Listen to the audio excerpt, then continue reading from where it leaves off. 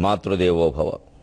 మాయమ్మ వారినడిగిన మాయమ్మగో విశ్వమెల్ల, మాయమ్మ వారినడిగిన మాయమ్మగో విశ్వమెల్ల, మాయమైన సాయములింకేముండును, మాయమైన సాయములింకేముండును, మాయము కావలదు నేన మాయకుడగుదున్, మాయము కావలదు నేన మాయకుడగుదున్.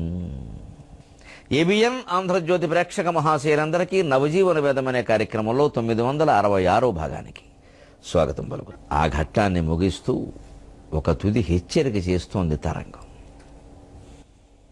మానవ జాతిలో ఒక పెద్ద దోషం ఏమిటంటే కవి చిట్ట చివరి వరకు పట్టించుకోకపోవడం.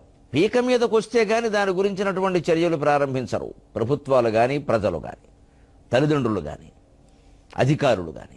మొగ్గలోనే తుంచేయగలిగితే ఎంత బాగుండో అనిపిస్తుంది. కానీ మన ప్రాచీన సాహిత్యం సమస్త సుభాషితాలు ఆ మొగ్గలో తుంచడం గురించి చెప్పాయి.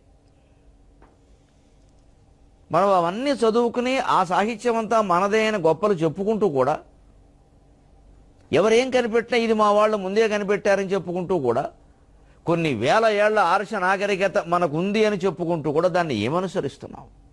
వాళ్ళని ఆరాధిస్తున్నాం కానీ అనుసరిస్తున్నామా? చిట్ట చివరి వరకు జాగ్రత్త పడరేమిటయ్యా? అప్పుడు తెలిస్తే ఉపయోగం ఏమిటి? తుది వాయు వీచిక చెదపట్టి చెడిపోయి అంతరించెడి వేళ అర్థమగును.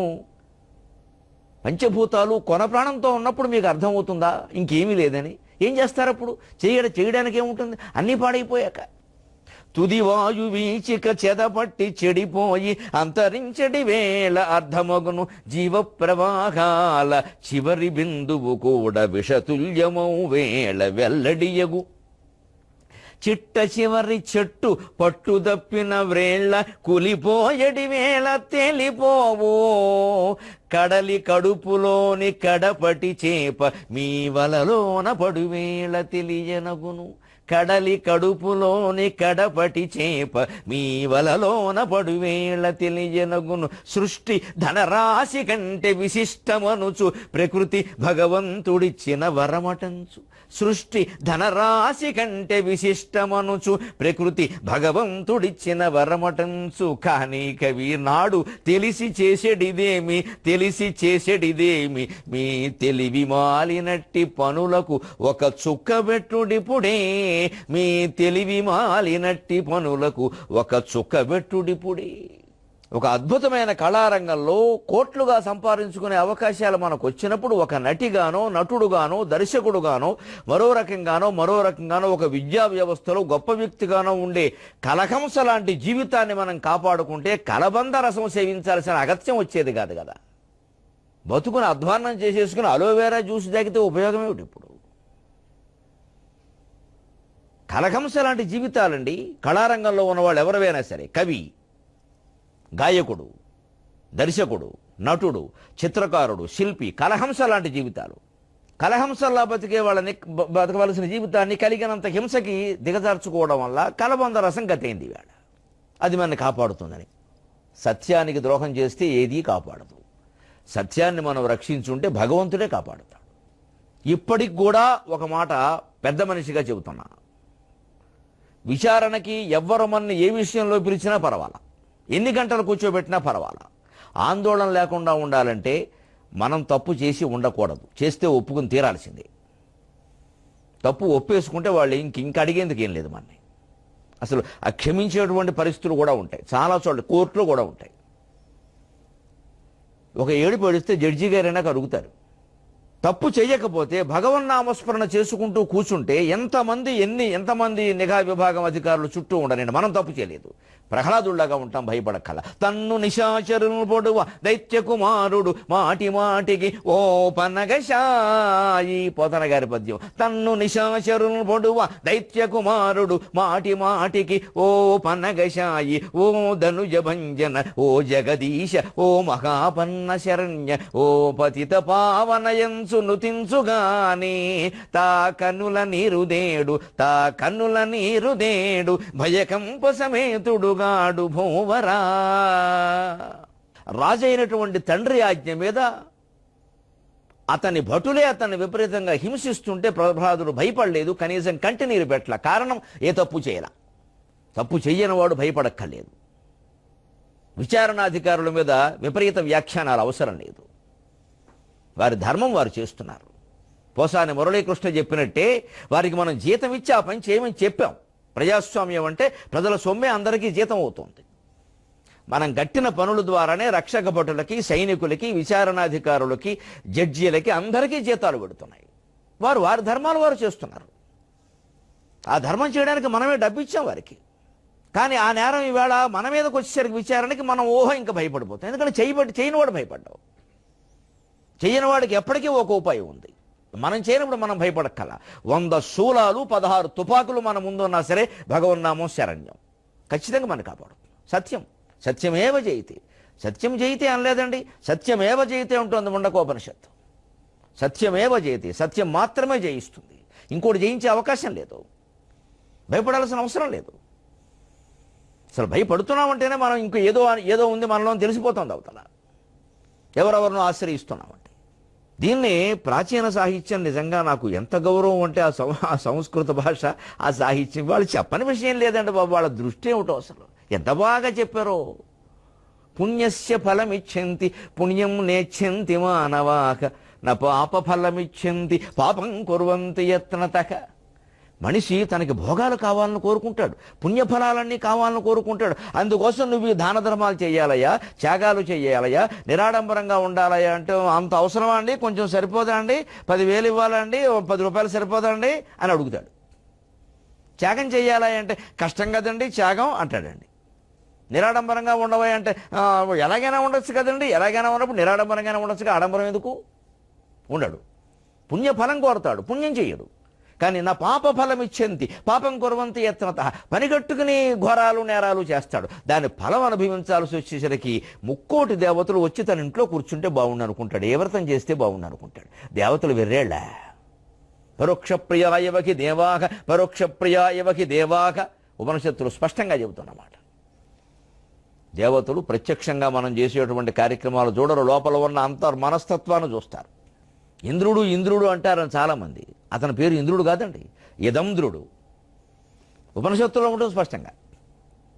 తమ ఇదంద్రం నామ ఇదంద్రం నామ అని 2 సార్లు ఉంటుంది. తమ ఇదంద్రం నామ హవై ఇదంద్రం నామ ఇంద్రమిత్యాచక్షతే. అతని పేరు ఇదంద్రహ. అది పలుకుబడిలో ఇంద్రహ అయింది. అసలు పేరు ఇదంద్రహ, అది పలుకుబడిలో ఇదంద్రహ అయింది. ఐతరేయ ఉపనిషత్తులో ఉంటుంది. ఎందుకైంది ఇదంద్రహ అంటే అర్థం ఏమిటి? ఇదమహం దర్శయామి ఇదమహం అదర్శం అన్నట్ట. ఆ పరమాత్మను నేను చూశాను. అది ఇంద్రస్థితి. మనకు తెలుసున్న ఇంద్రుడు ఏదో భోగాలు అవన్నీ వేరే విషయాలు, అవన్నీ పైపై నాటకాలు. ఇంద్రుడు అసస్వరూపం అది కాదు. అతను గొప్ప ఆత్మజ్ఞాని. ఒక దేవతలకు అధికారిగా, 3 లోకాలకే అధికారిగా ఆయన బాధ్యతలు ఆయన చేయడం కోసం అలా భోగపురుషుల్లా కనిపిస్తాడు. కానీ ఇంద్రుడు గొప్ప ఆత్మజ్ఞాని. ఆ పాత్ర చాలా ఉన్నతమైంది. ఇంద్రుడు అసలు పేరు ఇదంద్రహ. దానికి ఎందుకు వచ్చింది ఆ మాట అంటే ఇదమహం అదర్శం ఆ మాటలు కలిపితే ఇదంద్రం అయింది. ఆ ఇదంద్రం పలుకుబడిలో ఇంద్రం అయింది. తెలియకుండా ఉండడం కోసం ఋషులే అలా చేశారు, ఇంద్రహ చేశారు. మన పలుకుబడిలో వచ్చిన పొరపాటు కాదు, ఋషుల కాలంలోనూ వచ్చింది, కావాలనే చేశారు. కొన్ని అపూర్వమైన రహస్యాలు వేదశాస్త్రాల్లోనూ ఉపనిషత్తుల్లోనూ పురాణాల్లోనూ చెప్పినప్పుడు అండి చాలా తిరగేసి అక్షరాలు మార్చి చెబుతారండి. అదొక పద్ధతి. అది అంత తపన ఉన్నవాడికి ఆ విషయం అర్థమవుతుంది, లేనివాడికి తెలియదు. అందరికీ తెలియకూడదు. ఎందుకంటే పరోక్షప్రియాయవకి దేవాహ అదే ఉపనిషత్తులో ఉంటుందన్నమాట. దేవతలు పరోక్షప్రియులు. పరోక్షం అంటే మనస్సు, ప్రత్యక్షం శరీరం. నీ శరీరం ఏం చేస్తుందో దేవుడు చూడవు, నీ మనస్సు ఏం చేస్తుందో చూస్తాడు. మనం ఆ శరీరానికి, ఆ శరీరంతో చేసే వ్యవహారాలకే ప్రాధాన్యం ఇస్తున్నాం. నేను ఇక్కడే కూర్చున్నాను కదా, ఆ పువ్వు పెట్టాను కదా, ఈ ఆకు పెట్టాను కదా, అక్కడ మునిగాను కదా, ఇక్కడ దీపం పెట్టాను కదా, ఇదంతా నాకు వద్దురా అంటున్నాడు ఆయన. నీ మనస్సు ఎక్కడ పెట్టావు అంటున్నాడు ఆయన. ఆ మనస్సు ఎక్కడ పెట్టాం? కాకినాడ బస్ స్టాండ్లో. ఆయనకు అదే కావాలి. ఆ ఫలితం వస్తుంది అబ్బాయి నీకు. కాశీ ఫలితం ఎందుకు వస్తుంది? నువ్వు కాశీలో ఉన్నా సరే కాకినాడ బస్ స్టాండ్ గురించి ఆలోచిస్తున్నావు, బస్ స్టాండ్ పో అంటాడు ఆయన. అదే కాకినాడ బస్ స్టాండ్లో ఉన్నా కాశీ గురించి ఆలోచిస్తూ ఉంటే బస్ స్టాండ్లో మన కోసం శివలింగం వెలుస్తుంది. అక్కడ భక్తులు ఎక్కడుంటే భగవంతుడు ఎక్కడుంటాడు. భక్తి ప్రియా భక్తివశ్య భక్తిగమ్య భయాపక శాంభవి శారదారాధ్య సర్వాణి సర్వమంగళ ఆయన లలితా సహస్రంలో ఉంటుంది. ఆ పరోక్ష ప్రియులు దేవతలు అంటే అర్థం మన మనస్సును చూస్తారు వాళ్ళు. శరీరంతో నోటితో ఎన్నో అబద్ధాలు చెప్పొచ్చు, మనసు చెప్పలేదు. మన మనసు మన ప్రశ్నిస్తున్నాయి, ఏం చెబుతున్నావు వీరమోహం, రేపైనా బయటపడుతుంది అంటుంది. అదే నిజాయితీగా బతకాలంటే నిజం చెప్పేస్తే అయిపోయాయి, పడుతుంది పండేయండి, చేసిన పాపానికి శిక్ష అనుభవిస్తాం. పర్యావరణం విషయంలో కూడా భూమి, నీరు, అగ్ని, వాయువు, ఆకాశం అన్నీ కుళ్ళిపోతున్నా సరే మనం అనేక విషయాల్లో చిట్ట చివరి వరకు పట్టించుకోనట్టే మనం పట్టించుకోవట్లేదు. తుది వాయువీచిక చెదబట్టి చెడిపోయి అంతరించడి వేళ అర్ధమగును. చిట్ట చివరి వాయువు కూడా కల్మషం అయిపోయి అంతరించిపోయింది, స్వచ్ఛమైన గాలి అనేది లేదు. అప్పుడు మనం వెంటనే గాలి ఎక్కడైనా నిల్వ చేద్దామా, గాలి కోసం కొన్ని వేల కోట్లు కేటాయిద్దామా, మరే గాలి కోసం కేటాయిస్తావు. ఆశ్చర్యకరమైన పరిణామాలు మీరు చరిత్ర పరిణామంలో గమనించండి. మా చిన్నతనంలో పల్లెటూళ్ళలో భూములు ఖాళీగా ఉంటే పేదవాళ్ళకి ఇచ్చేవారండి. ఏ కులంలోనైనా సరే, పక్కన కట్టుకోవా మా స్థలం ఖాళీగా ఉంది, ఏమై ఉంటావు, బ్రాహ్మణం ఉంటావు, దానికి ఏముంది. బ్రాహ్మణే కాదు, ఎవరి కులం వాళ్ళు వాళ్ళకి ఇచ్చేవారండి. దానికి అప్పుడేవో కులాచారాలు పద్ధతులు ఉండేవి, ఆ ప్రకారం వెళ్ళేది. దాంట్లో పెద్ద ఇబ్బందులు ఎప్పుడూ రాలేదు. అందరూ అర్థం చేసుకునేవారు ఆ విషయం. వారి పక్కన మనం ఎలా ఉంటాం అనుకునేవారు. అయినా ఎప్పుడు గొడవలు లేవు అసలు. మా ఊళ్ళో కులపరమైన ఘర్షణలు జరగడం అనేది నేను చూడలేదు. అలా జరిగేవి. ఖాళీ స్థలం ఉంటే అంటే భూమిని అమ్మడం అనేది లేదండి. ఉంటే పోనీ ఎవరో ఉంటారండి, పేద బ్రాహ్మలే, మనం ఉంటున్నాం, పక్కన వాళ్ళు ఉంటారు. పిల్లల ఉద్యోగాల కారణంగా పట్టణాల్లో మకాం పెట్టినటువంటి కొంతమంది వ్యవసాయం బాగా 20 ఎకరాల పొలం ఉన్నవాళ్ళు వాళ్ళ ఇంటిని పేదవాళ్ళకి ఇవ్వడం నేను చూశాను. పేదవాళ్ళకి ఊళ్ళో మీరు ఆ ఇంట్లో ఉండండి, మీరు దీపం పెట్టండి, మాకు ఏమీ ఇవ్వద్దు, ఎప్పుడో మేము ఏడాదికి ఒకసారి ఆ పంటల వసూళ్ళకి వస్తాం, ఒక గది మాకు ఇవ్వండి, ఆనందంగా ఇచ్చేవారు వాళ్ళు. వాళ్ళిళ్ళు వాళ్ళకి ఇవ్వడానికే అంత సామరస్యంగా ఉండేది. ఇవాళ భూమి కొనుక్కుంటున్నాం, సరే అది పర్వాలేదు, ఏదో కట్టుకోవాలి కొనుక్కుంటాం. నీళ్లు రెండవది, భూమి పృథివీ తేజో వాయువు ఆకాశం. నీళ్లు పూర్వం స్వచ్ఛంగా ఉండి నీళ్లు కొనుక్కునే పరిస్థితి లేదు. ఇప్పుడు నీళ్లు కొనుక్కుంటున్నాం, అవి నమ్మలేకపోతున్నాం. అగ్ని, పూర్వం కూలిపోయిన చెట్లు, ఎండిపోయిన పేళ్లు, కొమ్మలు, తొమ్మలు, చిదుగులు ఏరుకుని వంట సాగిపోయేది. వంటకెప్పుడు వంట చెరుకు అనే పేరు మీద రూపాయి ఖర్చు పెట్టా మా ఇంట్లోనే నేను చూడలేదు. వెనకాల దొడ్లోవే నేను ఏదైనా పెద్ద పెళ్లికి గాడిపోయి పట్టాల్సి వస్తే కట్టెలు కొండమే కానీ లేకపోతే కొండను చూడలే. బయట దొరికేబడితే నడిచిపోతారు. మామూలు పేద కుటుంబాలకు సమస్య లేదు. చిన్నపిల్లలు చిదుకులు ఏరుకొచ్చేవారు, వాటితోటే వంట, వాటితోటే వేడినీళ్ళు. ఇవాళ అగ్ని కొనుక్కుంటున్నాం, గ్యాస్ పోయి వచ్చిన తర్వాత మొత్తం. ఇప్పుడు వాయువు కూడా కొనుక్కోవాల్సిన పరిస్థితి త్వరలో రాబోతోంది. ఇప్పటికే గ్యాస్ సిలిండర్లు స్వచ్ఛమైన గాలి మలేషియాలో అమ్మారు.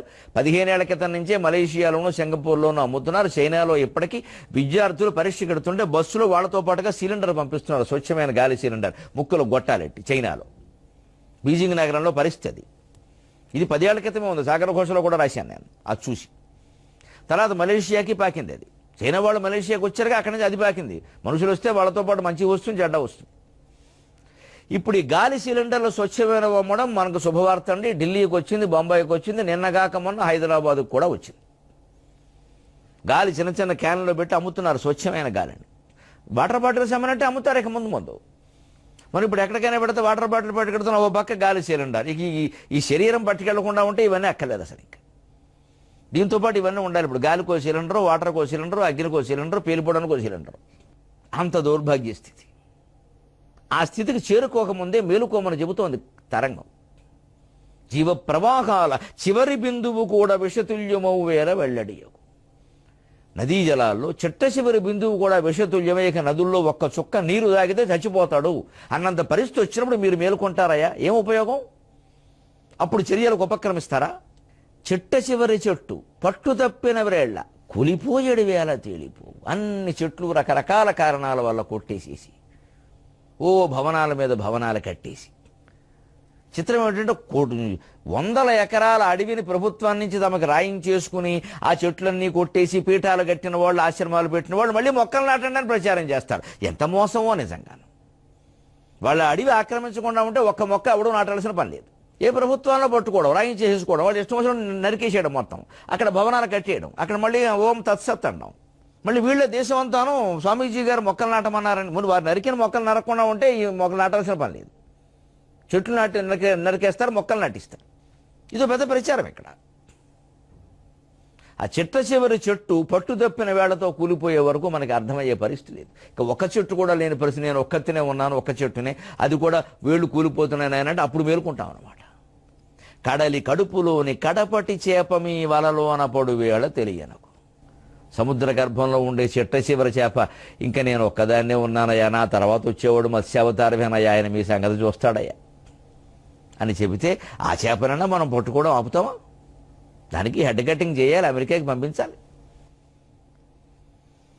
అప్పుడు మన వల్ల పడితే అప్పుడు తెలుస్తుంది ఏమని, సృష్టి ధనరాశి కంటే విశిష్టమనొచ్చు ప్రకృతి భగవంతుడు ఇచ్చిన వరమట. అప్పుడు అనుకుంటా ప్రకృతి అమ్మ భగవంతుడు ఇచ్చిన వరమమ్మ, డబ్బుదేముందమ్మా, గాలి రమ్మంటే వస్తుందా, ఈ సాగతీతలన్నీ అప్పుడు వస్తాయి. వస్తే ఉపయోగం ఏంటి, తెలిసి చేసేటిదేమి, మీ తెలివి మాలినట్టి పనులకు ఒక చుక్క పెట్టుడిప్పుడే అని చెబుతోంది సముద్రం మన కోసమే. తుది వాయువి చిక చెదపట్టి చెడిపోయి అంతరించడి వేళ అర్ధమగును జీవ ప్రవాహాల చివరి బిందువు కూడా విషతుల్యము వేళ వెల్లడియగు. చిట్ట చివరి చెట్టు పట్టుదప్పిన వ్రేళ్ల కులిపోయడి వేళ తెలిపోవు. కడలి కడుపులోని కడపటి చేప మీ వలలోన బడువేళ తెలియనగును. సృష్టి ధనరాశి కంటే విశిష్టమనుచు ప్రకృతి భగవంతుడిచ్చిన వరమటంచు తెలిసి చేసేటిదేమి, మీ తెలివి మాలినట్టి పనులకు ఒక చుక్క పెట్టుడిపుడే. నాడొక తాళం ఒక లయ పాడిన పాట ఇయ్యమని నరుని బ్రతుకనినంతం. నాటికి నేటికి ఎంత తేడా అండి మానవ జీవితంలో. 58 ఏళ్ళు జీవించిన నాకు ఒక 30 ఏళ్ల క్రితం మా ఊళ్ళో జీవితానికి మా జీవితానికి ఇప్పుడు మా జీవితానికి చాలా తేడా కనపడుతోంది. అయ్యో అది మళ్ళీ వస్తే బాగుండు, మన ఊరు మనం వెళ్ళు, మన బావి, మన నీళ్లు, మన 4 కొబ్బరి చెట్లు, మన మల్లెపొద, మన బయట వేసుకునే మంచాలు, మేనమావ కూతుళ్లతో సరదాలు అన్నీ గుర్తొస్తున్నాయి. ఇవాళ అవకాశం లేదే. నాడొక తాళం ఒక లయ పాడిన పాటయ్యే మన్నరుని బ్రతుకనినంతన్.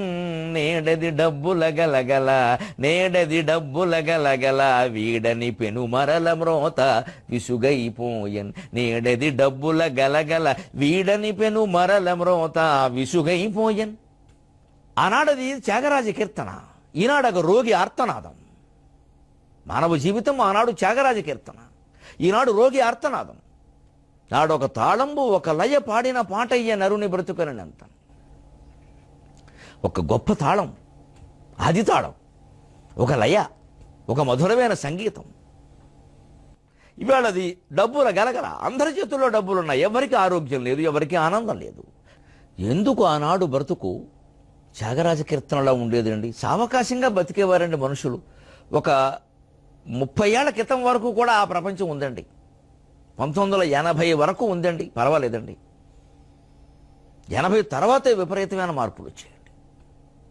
నన్ను మన్నిస్తే పదే పదే చెబుతున్నాను అనుకోకపోతే ఇంగ్లీషు మాధ్యమం విద్య దీనికి ప్రధాన కారణం అండి. మనుషుల మనస్సులు మార్చేసిందండి. అది బూడిదైపోయినాయండి మనస్సులు. మన దేశం వాళ్ళలా మనం ఆలోచించట్లా. మనం ఋషి నాగరికత చెందిన వాళ్ళగా ఆలోచించడం మానేసాం 30-40 ఏళ్ళుగా మనం ఇంగ్లీషు మాధ్యమం కారణంగా.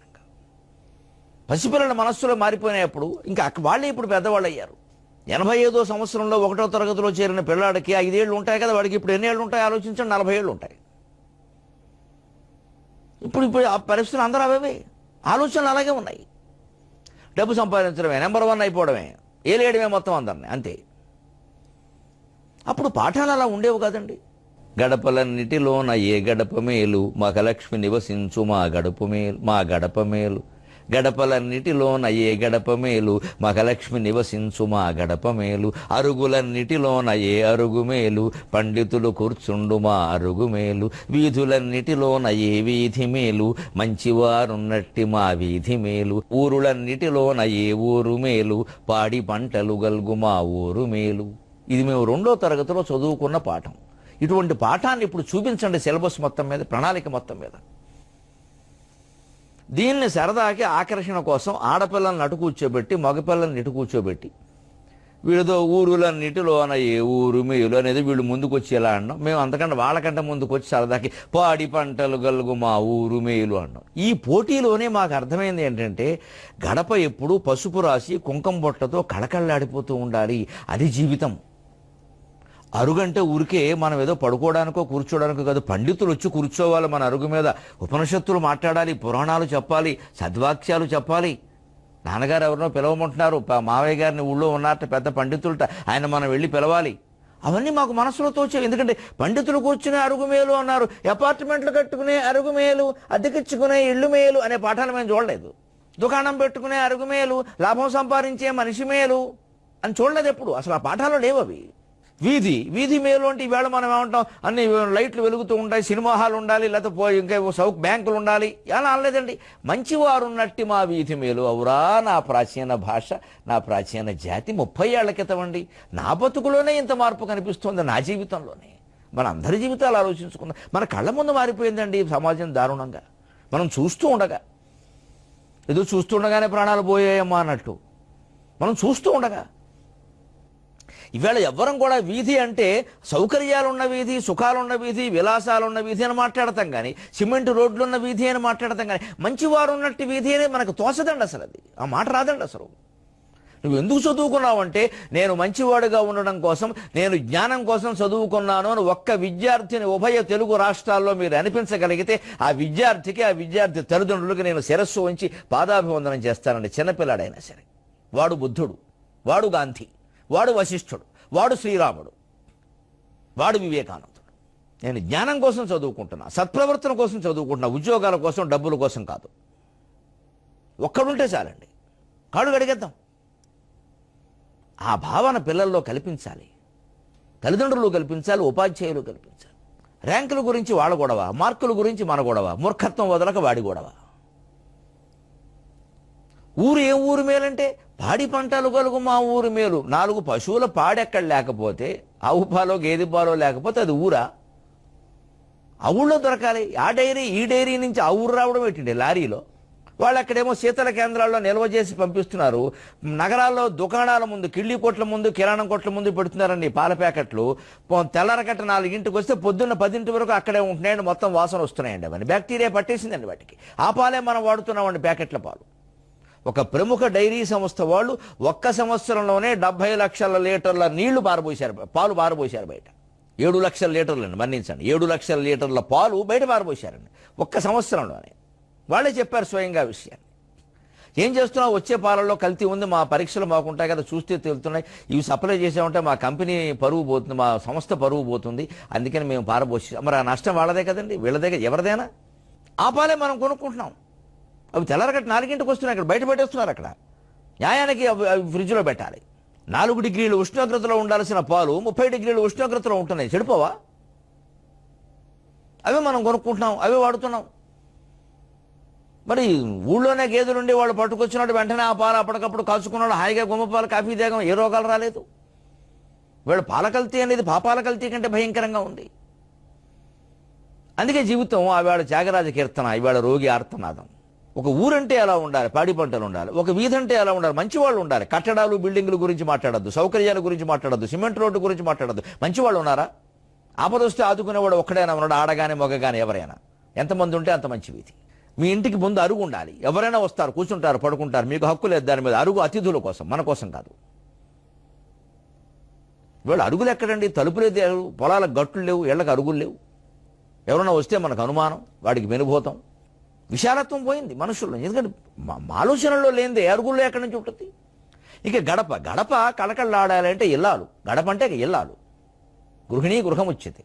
మహాలక్ష్మి నివసించు మా గడప అంటే ఇల్లాలి ముఖం ఎప్పుడూ చిరునవ్వుతో ముక్కు పుడక ధరించి మెరుస్తూ ఉండాలండి. అంటే భర్త అలా ఉండాలి, పిల్లలు అలా ఉండాలి. మా అమ్మ నువ్వు వెనకాల పడుతూ ఉండాలి. ఎవరైనా అమ్మయ్య నువ్వెంత బాగున్నాడు, మా అమ్మ అండి చెప్పాలి. వెంటనే ఆ తల్లి పరవశించిపోతుంది, ఇంకా సేవ చేస్తుంది. ఈయన అంతే. ఏమండి మీరెంత ప్రతిభ ప్రదర్శించారండి. ఏం ప్రదర్శిస్తామండి, ఆ ఇల్లాలు దేవుళ్ళో చూసుకుంటుంది నన్ను, అందుకని. ఇంటన్ దీపము వెలుగుచుండుట కదా ఈ తేజము ఉప్పొంగుటలు. ఇంట్లో శారద అనే దీపం లేకపోతే ఈ తేజం ఇలా ప్రపంచం అంతా ఉపన్యాసాలు ఇచ్చే అవకాశం ఉందా?